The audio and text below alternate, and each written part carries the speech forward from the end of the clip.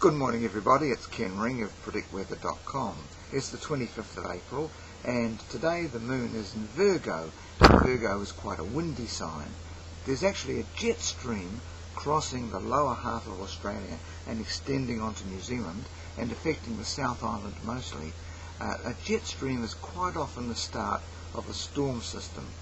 Now Virgo means the moon is crossing the equator heading south, so after today the moon will be in the southern hemisphere for the next 13 days. And today is also the day of the perigee, which means that the moon is closer to the earth for 27 days, and it's the 11th closest out of 14 perigees that come this year.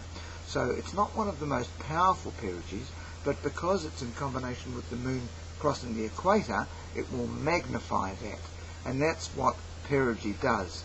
Because it increases the gravitational pull by the moon on the air and on the sea, it exaggerates whatever else is happening, either the season or the other systems that are forming at the time.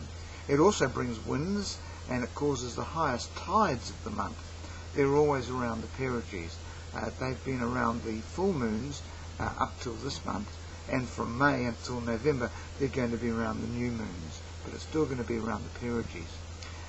That means it's a good time for fishing coming up, because an increase in tide height means more water is coming in, and more water brings more fish, and they've all got to eat, so they're competing for the same food supply in a particular marine area, so they'll take your bait.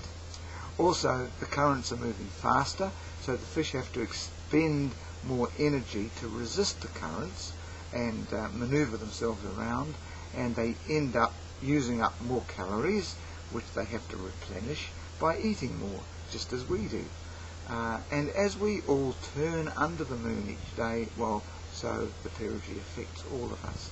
So wherever you are, watch out. There could be some windier conditions than normal, higher tides, and it affects people too. Sometimes they feel their moods are heightened because of perigee. Thanks for watching. Ken Ring, predictweather.com. I'll see you tomorrow.